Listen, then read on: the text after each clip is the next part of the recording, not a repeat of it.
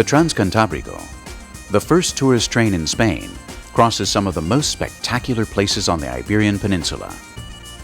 The route includes the 4 independent communities of Green Spain: Galicia, Asturias, Cantabria, and Castile and Leon. In short, it is a complete route through the north of Spain.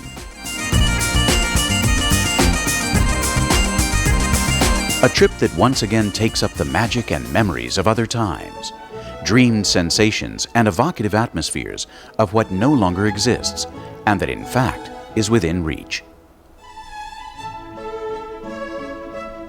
The route also has numerous historical connotations. One important aspect is where the journey begins and ends. 2 key points in Spanish culture, Santiago de Compostela and León.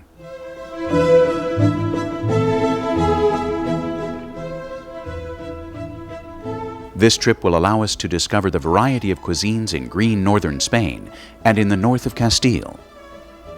Restaurants of recognized prestige will surprise us with both their traditional cuisine and their new creations. The fish, shellfish, meats, vegetables, cheeses, and excellent wines are other pleasures that the traveler on the Transcantabrico will enjoy.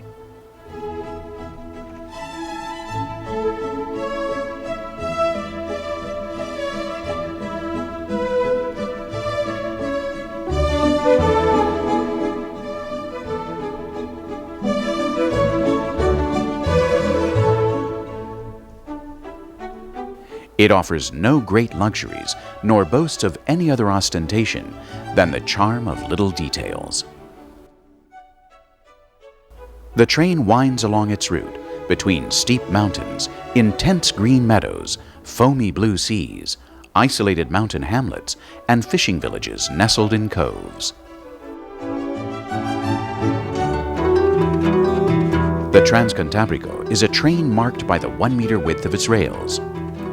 In its interior, the furniture and decoration are designed to give the passenger the greatest comfort.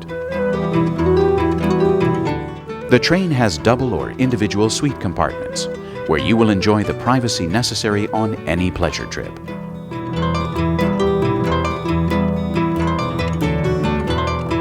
The suite also has a private bathroom with hydrosauna, turbo massage, and steam bath. The travelers sleep in all the comfort of a hotel. The train is stopped in the station. There's no shaking, allowing for a perfect night's rest. The Transcantabrico has 4 car lounges, veritable jewels of the railway for their exterior design and their interior finish and decor.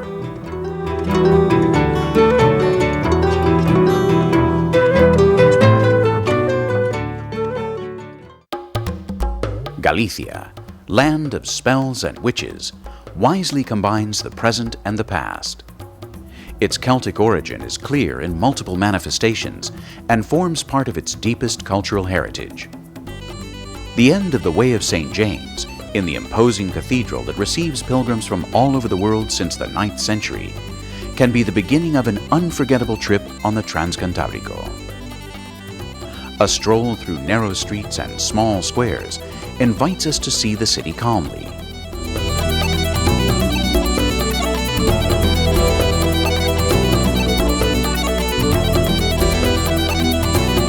From the Hospital of the Catholic Monarchs on one side of El Obradoiro Square, we travel by bus to El Ferrol. This bus will accompany us throughout the trip.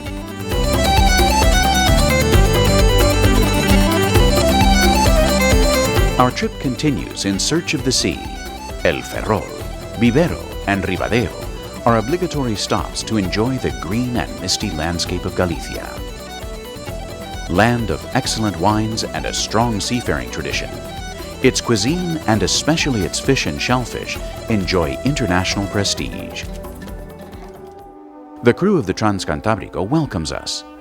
It's formed by a team of professionals who will accompany you throughout the journey and will be at your disposal anytime you need them. In the best of traditions, we toast with a glass of Spanish sparkling wine.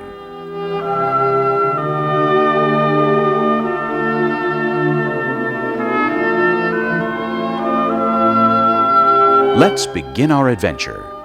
A beautiful panorama of Spain's coast of death awaits us.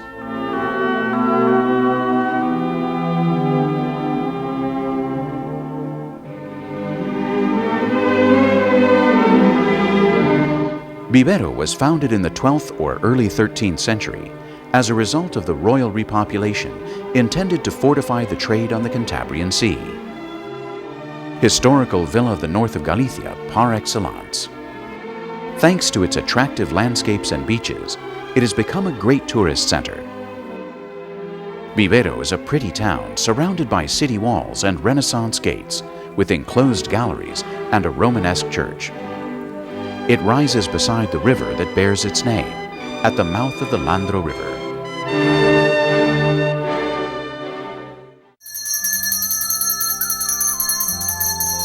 The bell awakens us, warning us that the train is ready to depart. After comfortably using the bathroom, we head to the dining car where breakfast awaits us. An exquisite buffet gives us strength for this second day of the journey.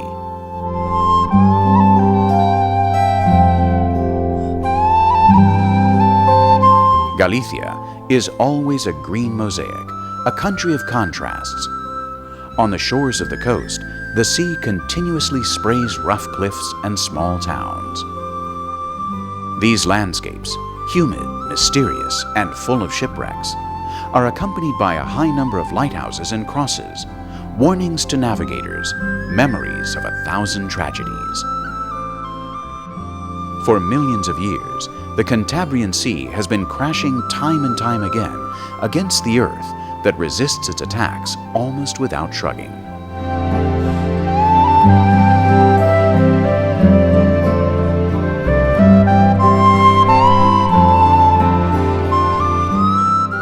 A stroll along the beaches of Ribadeo gives us an excellent idea about the unique characteristics of this town.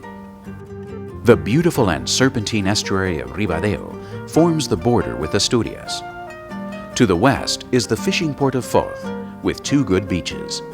Not far away, on a hill, the church of San Martín de Mondoñedo stands alone in its solitude. A special attraction is found on the so-called Cathedral's Beach, where a set of unique rock formations can be seen at low tide. We cross the estuary and enter Asturias. The Principality of Asturias, one of the most mountainous and steep regions of Spain, where the Cantabrian Sea embraces the imposing mountainous masses in a geography that has allowed its flora and fauna to survive. Asturias conserves incredible landscapes that go from the blue of its coasts to the green of its mountain meadows and the white of the summits of the peaks of Europe. Although brief, the foundation of the Kingdom of Asturias in the 8th century represented a rich artistic period that sprinkled the territory with innumerable pre-Romanesque churches. We will find charming fishing villages at the edge of the sea, like Luarca, Cudillero, Ribadesella, Llanes. We will enjoy the jewels of Asturian art in its capital, Oviedo.